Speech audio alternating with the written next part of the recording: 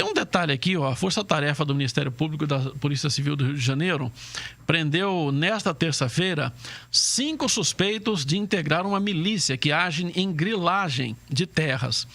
E entre esses suspeitos está um major da PM e um tenente reformado. Outras 8 pessoas são procuradas. O grupo é suspeito de comprar e vender imóveis construídos ilegalmente na zona oeste do Rio, além de crimes relacionados à ação da milícia nas comunidades do Rio das Pedras, Muzema e adjacências, como agiotagem, por exemplo, extorsão de moradores e comerciantes, pagamentos de propina, utilização de ligações clandestinas de água e energia. Aquela história lá que a milícia, quem assistiu ao filme Tropa de Elite, conhece bem nessa história da atuação de milícias, que dominam o território, oferecem segurança em troca de um pagamento mensal, e aí entra comerciante, entra população, entra morador, entra tudo, e você não pode comprar nada naquele ambiente ali sem ser daqueles fornecedores que estão ligados àquela milícia. Então, se você vai comprar botijão de gás, por exemplo, não pode comprar de qualquer lugar. Tem que comprar daquele comerciante afinado com a milícia, onde a milícia manda comprar, porque senão você tem retaliação. Então é realmente um problema, é um estado paralelo que desafia as autoridades e que a gente está torcendo para que esse governo consiga, né, de uma forma ou de outra, quebrar as pernas, né, desse crime organizado. Agora tem um desdobramento dessa investigação, porque a polícia acredita que essa operação, que foi batizada de Intocáveis, ela é estratégia para a investigação também do caso Marielle, né, a vereadora assassinada no Rio de Janeiro. Agentes da Polícia Civil que trabalham no caso também de Marielle Franco consideram essa prisão do major Ronald Paulo Alves Pereira, estratégica para essa investigação. Eles suspeitam da participação dele na morte da vereadora, que aconteceu em março de 2018, mas não especificaram até aqui qual seria o nível de envolvimento. É uma coisa complexa, né? É um crime que realmente a população brasileira, a sociedade como um todo, exige explicações, e que é claro que uma investigação desse nível, dessa repercussão, a polícia tem que trabalhar sério, usar e abusar de perícias, né, e de inteligência policial para tentar chegar aos autores do crime e também, caso existam mandantes do crime, que uma das teses é que houve um crime político.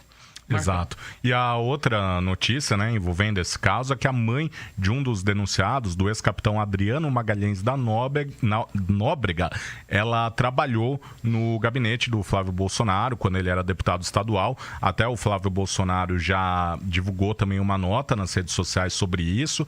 E essa funcionária, Vera, ela tinha aparecido também num relatório do COAF.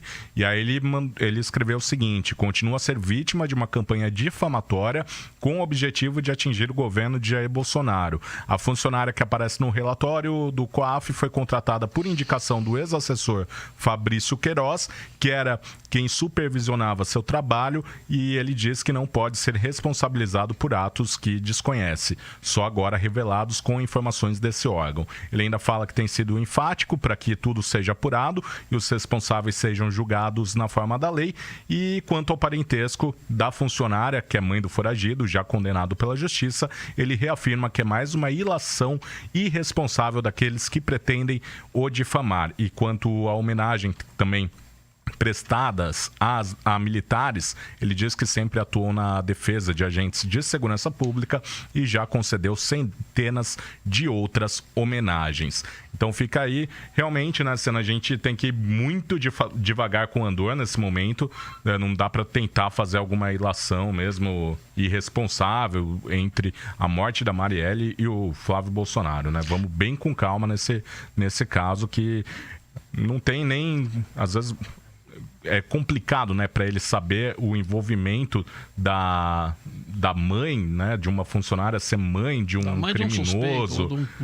De alguém não teria investigado. Como saber, né? Não, absolutamente nada a ver. Agora, claro, o Flávio Bolsonaro e todos que estão no poder precisam ter um pouco de paciência também, porque quando você deixa de ser estilingue e passa a ser vidraça, É claro que todo mundo vai lá escarafunchar, como dizia minha avó, vai lá mexer, vai remexer, vai ver. Porque, claro, prenderam o cara, já viram que era um cara cuja mãe trabalhava no gabinete, quando deputado estadual. E aí vão ver que aquele cara recebeu honraria na polícia, na época que estava na ativa, porque ele saiu da polícia, e que também recebeu por recomendação lá do então deputado Flávio Bolsonaro. O que a gente pode dizer? É claro que quando surge uma notícia grave, uma notícia envolvendo um investigado, a imprensa toda corre lá atrás. Isso aconteceu na época do PT, aconteceu na época do Michel Temer, aconteceu na época do FHC e vai acontecer na época agora do presidente Bolsonaro.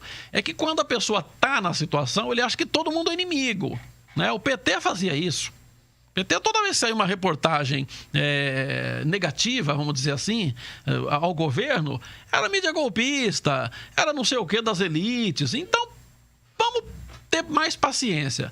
Não tem nada a ver?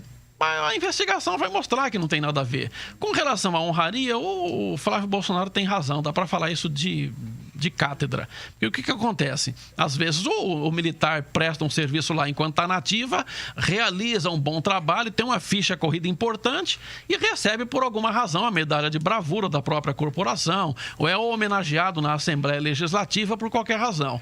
Ninguém tem culpa se dali 2 anos, ou dali 10 anos, ou depois que ele dá baixa, ele vira bandido, ou vira um corrupto, e aí o cara lá atrás não tem culpa disso. Eu me lembro que teve um oficial do Grupo Ataque em Campinas, né, um segundo-tenente, que realizou um trabalho importantíssimo no combate à criminalidade em Campinas, recebeu medalha de bravura. Depois, um tempo depois, ele foi pego lá, ele partiu, desviou o caminho, acabou se tornando lá um integrante da chamada banda podre da polícia. Ora, não dá, você não pode chamar o comandante lá atrás que deu a medalha de bravura e falar, ele deu a medalha de bravura para esse cara. As coisas não tem nada a ver, todas as coisas têm que ser analisadas conforme as circunstâncias, conforme o seu período e conforme a natureza daquele caso, sob a luz, né, mais próxima da verdade, senão fica complicado. A gente precisa ir para o intervalo, Sena, mas tem uma participação de um telespectador pelo nosso WhatsApp. Vamos colocar na tela. Colocar na tela, então. Qual é o nome? Valentino. Valentino? Ele é de Votorantim, ó, ele fala: nós, eleitores de Bolsonaro, não temos políticos de estimação, votamos nele, torcemos para que faça um excelente governo para o povo, mas tenha certeza que iremos cobrar e fiscalizar qualquer ato irregular. Me chama o quê? Valentino? Valentino. Que não passou o nome ali. Mas é isso aí, eu concordo com ele. Então o eleitor tem que seguir o exemplo aí do Valentino. O eleitor, gente, não é torcedor de futebol.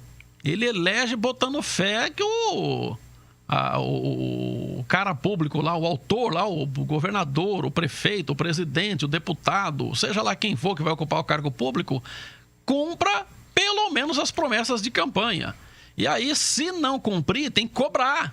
Não é o resto da vida ficar falando, olha, ele é melhor que o outro, olha, o Corinthians é melhor que o Palmeiras é melhor, não dá.